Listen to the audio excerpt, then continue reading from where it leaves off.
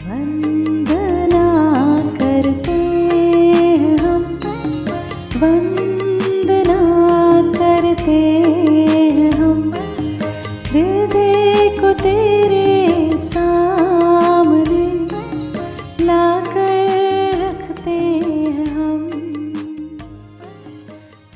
नीति वचन 24। बुरे लोगों के विषय में डाह न करना और न उनकी संगति की चाह रखना, क्योंकि वे उपद्रव सोचते रहते हैं और उनके मुंह से दुष्टता की बात निकलती है। घर बुद्धि से बनता है और समझ के द्वारा स्थिर होता है।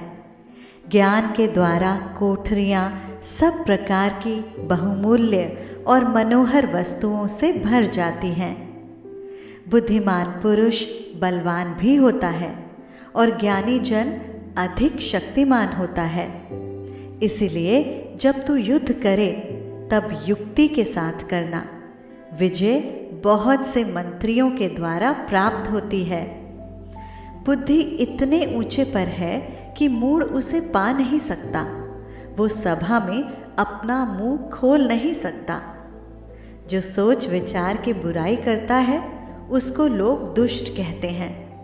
मूर्खता का विचार भी पाप है और ठट्ठा करने वाले से मनुष्य घृणा करते हैं। यदि तू विपत्ति के समय साहस छोड़ दे तो तेरी शक्ति बहुत कम है। जो मार डाले जाने के लिए घसीटे जाते हैं उनको छुड़ा, और जो घात किए जाने को हैं उन्हें मत पकड़ा। यदि तू कहे कि देख मैं इसको जानता न था, तो क्या मन का जांचने वाला इसे नहीं समझता? क्या तेरे प्राणों का रक्षक इसे नहीं जानता? और क्या वो हर एक मनुष्य के काम का फल उसे ना देगा? हे मेरे पुत्र, तू मधु खा क्योंकि वो अच्छा है, और मधु का छत्ता भी, क्योंकि वो तेरे मुंह में मीठा लगेगा। इसी रीति बुद्धि भी तुझे वैसे ही मीठी लगेगी। यदि तू उसे पा जाए तो अंत में उसका फल भी मिलेगा और तेरी आशा न टूटेगी। हे दुष्ट, तू धर्मी के निवास को नष्ट करने के लिए घात में न बैठ और उसके विश्राम स्थान को मत उजाड़, क्योंकि धर्मी चाहे 7 बार गिरे तो भी उठ खड़ा होता है, परंतु दुष्ट लोग विपत्ति में गिरकर पड़े ही रहते हैं। जब तेरा शत्रु गिर जाए तब तू आनंदित न हो, और जब वो ठोकर खाए तब तेरा मन मगन ना हो। कहीं ऐसा ना हो कि यहोवा ये देखकर अप्रसन्न हो और अपना क्रोध उस पर से हटा ले।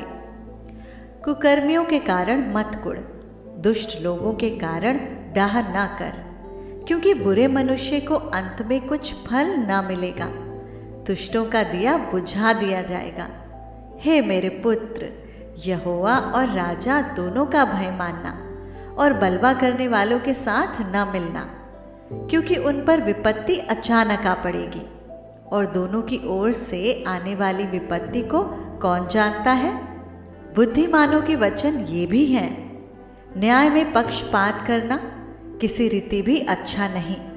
जो दुष्ट से कहता है कि तू निर्दोष है, उसको तो हर समाज के लोग शाप देते और जाति जाति के लोग धमकी देते हैं, परंतु जो लोग दुष्ट को डांटते हैं उनका भला होता है और उत्तम से उत्तम आशीर्वाद उन पर आता है। जो सीधा उत्तर देता है वो होठों को चूमता है। अपना बाहर का कामकाज ठीक करना और खेत का काम तैयार कर लेना, उसके बाद अपना घर बनाना। व्यर्थ अपने पड़ोसी के विरुद्ध साक्षी न देना और ना उसको फुसलाना।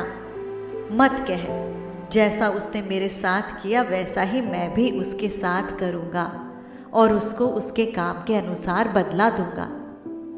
मैं आलसी के खेत के पास से और निर्बुद्धि मनुष्य की दाख की बारी के पास से होकर जाता था, तो क्या देखा कि वहाँ सब कहीं कटीले पेड़ भर गए हैं और वो बिच्छू पौधों से ढक गई है और उसके पत्थर का बाड़ा गिर गया है।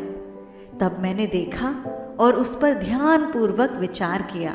हाँ, मैंने देखकर शिक्षा प्राप्त की। छोटी सी नींद, एक और झपकी, थोड़ी देर हाथ पर हाथ रख के और लेटे रहना। तब तेरा कंगालपन डाकू के समान और तेरी घटी हथियारबंद मनुष्य के समान आ पड़ेगी। परमेश्वर के पढ़े जाने पर आशीष होवे। आमीन।